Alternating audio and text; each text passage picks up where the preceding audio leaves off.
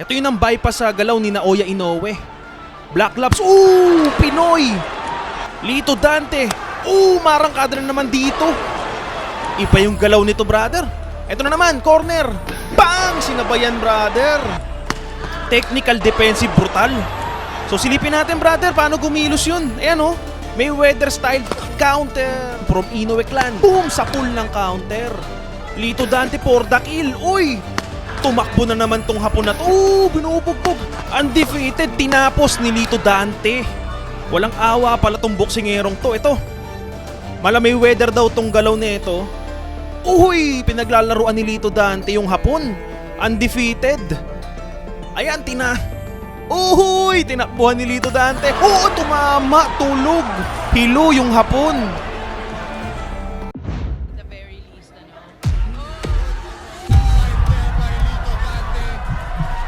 Sends Bright Azarcon to the canvas. Maraming Hapon at mga world champion sa bansang Japan ang ginulat ng isang boksingerong Pinoy matapos baliktarin ang isang matinding labanan sa pagitan ng Pilipinas at Japan. Maraming talo at may edad na ang dayuhang boksingerong Pinoy na si Lito alias Naruto Dante. Kung kaya't madali na lamang ikinasa ang bakbakan para sa isang rank match ng isang baguhang undefeated rising star ng Japan. Hindi na tinignan pa ang kartada at estilo ng Pinoy dahil para sa bansang Japan ay bypass na ang galaw ng bawat Pinoy na pumaparoon. Bukod sa napakaraming talo, ay may edad na nga raw itong si Lito Dante. Kung kaya't napakasarap pag-practice-practicean na lamang daw di umano ang ganitong uri ng fighter. Open sa counter-punching ability at very inconsistent ang takbo ng karir. Ngunit sa isang iglap, ang inaakalang kontroladong estilo ng bansang Japan patungkol sa boxing ay binalot ng matinding takot at pagkagulat. Matapos, ang kanilang kababayan na undefeated at upcoming rising star ay parang batang musmos na tinuruan ng leksyon sa sariling bakuran. Ganyan kung paano itinaas muli ni Lito Dante ang pagkilala sa mga boksingerong Pinoy sa abroad. At sa ating masasaksiyang palitan ng taktika, tangal at karera, ating maaaninag sa tunggaliang Pilipinas kontra Hapon, ang isang uri ng bakbakang nagbigay babala sa buong mundo kung gaano kadelikado ang isang rare bloodline fighter sa oras ng pangmamaliit ng mga banyaga. Narito ang matinding bigat ng kamaong ipinakilala ni Lito Dante sa eksena ng boxing. Welcome sa ating talakayan. So ngayon nga kikilalanin natin ang boksingerong ito. Yan! Yan po, si Lito Dante. Yan pong naka-orange trunks na may black gloves. And yan pong aggressive na yan. Yan po si Lito Dante, brother. So observe natin yung fight niya. Paano ba maglaro ito sa loob ng ring? Kasi napaka-importanting usapin to. Paano ba talunin ng isang Naoya Inoue? At ano yung kakayanan nitong si Lito Dante para matalo ang isang galawang Hapon, no, na undefeated? So ito, observe natin ha. Pero kamusta ka, brother? Kamusta na naman sa ating talakayan at usapin natin? Natutuwa ako na magkasama tayo ngayon. Okay, enjoy natin to. Oh, ganda! Ganda nung galaw ni Lito Dante. Oy! Grabe si Lito Dante, mga brother. Very explosive power fighter, no? Ayan o. Yung taktika niya may pagka may weather style. Ayan o, hindi tumatama yung kalaban.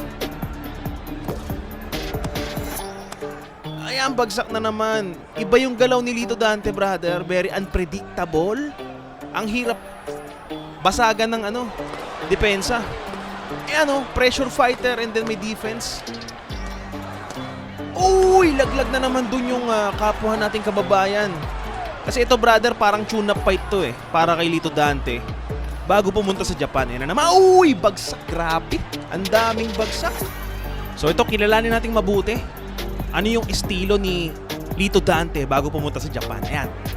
Ang gandang move, mga brother, oh. Ayan, oh. Counter. Bang! Defense first. Ito naman, brother. Dumako tayo sa Japanese fighter na kalaban niya. Ano yung estilo dito ni Dante? Yan yung naka-blue gloves. Yan po si Lito Dante, mga brother. Itong kalaban niya, isa sa mga undefeated Japanese fighter. Undefeated po yan, mga brother, ha? Si Tsubasa Koura. 14 wins, no loss. And batang-bata. Tingnan natin ang gagawin dito ni... Uy! Hindi nagpapalupig si Lito Dante. Masipag sumuntok si Lito Dante. Hindi man ganun kalakas yung offense niya. Pero ang hirap kalaban. Yan! Wild punches! Grabe, nagwawala si Lito Dante. Uy! Pinigilan na kaagad ng referee na Hapon. So dyan, brother, unang panggugulat ni Lito Dante. Ito naman, undefeated na si Takeshi Ishii. So, ito isa sa mga mahirap na laban to para sa ating pambato. Dahil si Takeshi Ishii undefeated at batang-bata, no, mas bata ng 10 taon kumpara sa ating kababayan. So, syempre, brother, kamusta ka? At taga saan ka, brother, ha? Comment mo dyan, usap tayo, kwentuhan tayo. And then, huwag kakalimutan ipindutin yung like button, ha? Ayan, no, dinudurog sa una si Lito Dante dito. So, kitang-kita natin yung laro nung Hapon. Very aggressive, maganda naman yung depensa. And siya yung dominant dito, mga brother, no? Ayon nga sa ating thumbnail dyan, paano ba i-bypass ang laro ni Naoya Inoue? Paano tatalunin? Ganito. Panoorin natin tong Lito Dante tactics. Nga pala, brother, paano ka nahilig sa boxing? At lagi ka ba nanonood sa channel na to? Ito ang channel na nakikipagkaibigan sa lahat ng mga mahilig sa boxing. Subaybayan natin to, brother. Sige, i-observe pa natin yung laro ni Lito Dante dito. Kasi very aggressive and complete package, brother. Yung Hapon dito eh. Yan yung naka-red gloves, yan yung Hapon. So, ang napapansin ko dito kay Lito Dante, maganda yung jab, malakas yung resistensya, maganda yung depensa rin actually. Ayan, no? May weather style na may magandang footwork. Ayun, no? Good lateral movement by Lito Dante. Ganda ng pacing, mga brother. Dito natin masasabi na hindi puro lakas. Ooh, nice combination. Kumukonekta po rito si Lito Dante. So, isa ito sa mga patunay na hindi lang puro lakas ang kailangan baon pagkalaban mo ay Japanese fighter. So, dito malalaman natin ano ba yung proper way of tactics na pwedeng matutunan ng mga upcoming boxer ng Pilipinas. Baka sakaling may mga pausbong na fighter ng Pilipinas, kaya tayo nakikipag-kwentuhan, nakikipag-podcast, gumagawa ng mga content para sa mga upcoming fighter ng Pilipinas, no? Sinisikap nating magbigay kulay sa industriya ng boxing. Ito. Sa pamamagitan ng pag-preserve ng mga fighter natin na minsang kuminang, brother, no, sa buong mundo tulad nito ni Lito Dante. So dito, uy, ganda ng tactics doon ni Lito Dante. Binabatuhan ng kanan pagka-aggressive yung kalaban. Distance jab. Hindi ko lang alam kung sobrang lakas ng suntok ni Lito Dante, mga brother. Kayo, brother, tingin nyo. Anong napapansin nyo rito? Malakas ba sumuntok si Lito Dante o magaling lang kumuha ng suntok, pumili? Nga pala, mga brother, napaka-importante ng fight na to, ah. Baka sabihin nyo pipitsugin yung kalaban. OPBF belt po ang nakataya dito. It means napaka-importanting fight kung gusto nating umarangkada sa world rankings, no? So, medyo may edad na po itong si Lito Dante. Nasa edad 35 anyos.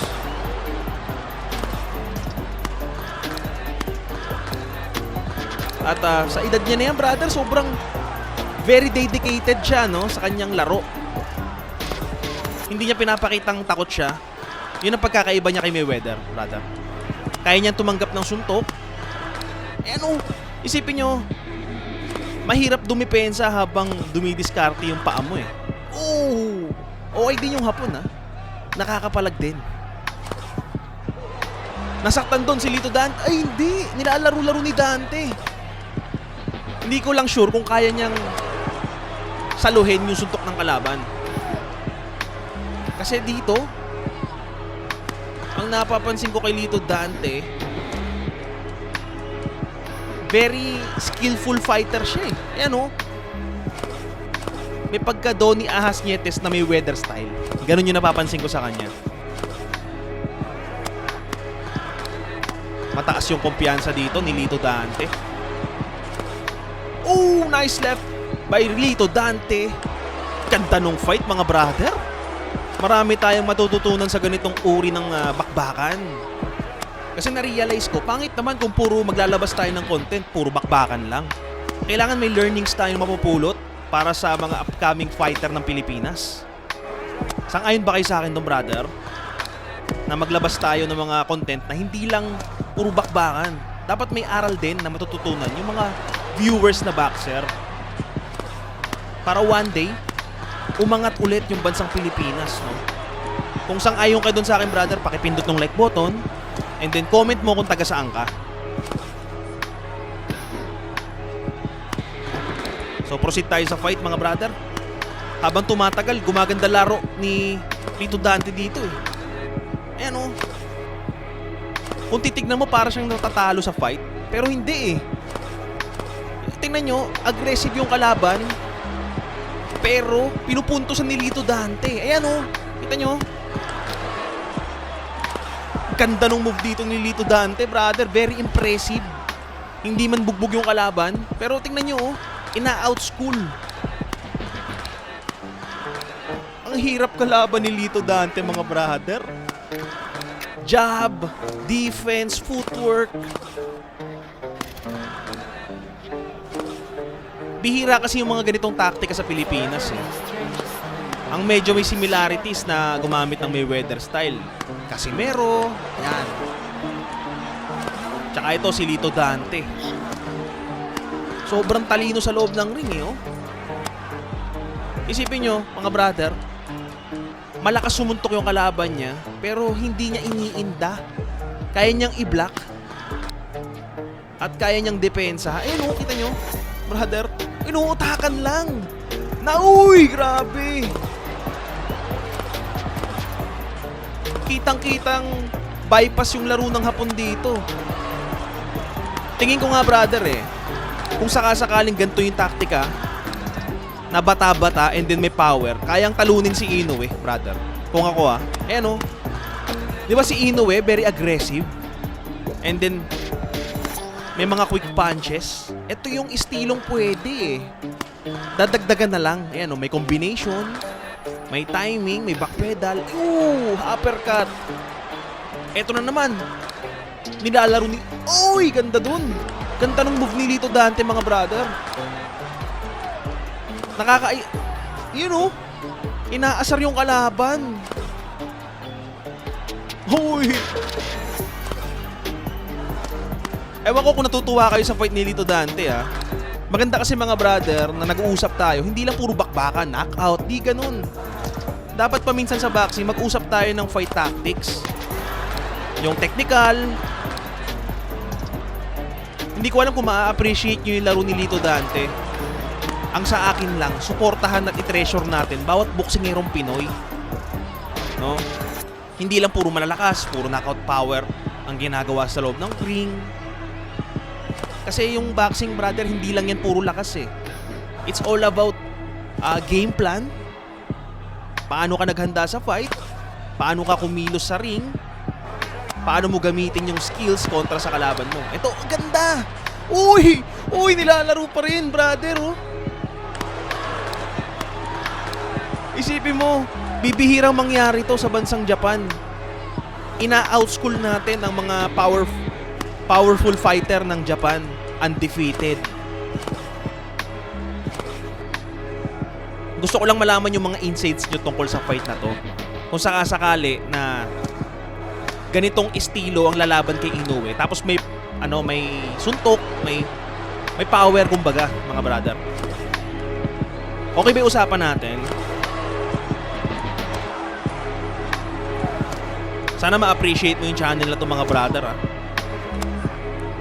At kung taga-saan ka, comment mo dyan. May kaibigan ka naman dito, brother eh. Si Filipino Brothers.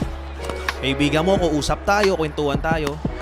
Kahit nasaan ka, no? Usap tayo, kwentuhan tayo. To, malapit na magtapos to mga brother eh. Alamin natin yung output ng fight na to. Nga pala brother, nasa mabuti ka bang kalagayan ngayon? Ano bang estado mo ngayon? Nagtatrabaho ka? Nasa bahay lang? Basta pag ganitong oras mga brother, may upload tayo every Friday, Saturday, ng hapon. No? Bisita kayo sa channel ni Filipino Brothers. Subscribe ka, comment ka dyan. And then, balik tayo mga brother. Patungkol dito kay Lito Dante. Hindi ko lang alam kung umabot ka pa sa video na to. Pero kung umabot ka naman brother, at tinatapos mo yung bawat video natin, maraming salamat. Comment ka dyan brother para alam ko. Sa susunod, ma-shoutout ko. No? Pag mga gusto nyo magpa-shoutout mga brother, comment lang kayo dyan sa comment section. Habang nanonood tayo, sa shoutout natin. Okay? So balik tayo sa fight at laro ni Lito Dante dito. So ang laro dito ni Lito Dante, labas talaga. Yung laro niya outside the ring, no? Ibig ko sabihin, outback, skill, distance. Dito medyo dumidikit yung kalaban niya eh, no? Pero ang nakakabilib kay Lito Dante, ang lakas pa rin ng resistensya sa edad na 35. So round 7 na po ito. Ooh! Dito medyo naging seryoso na si Lito Dante mga brother. Pero pumupuntos gamit yung jab, then bibitaw.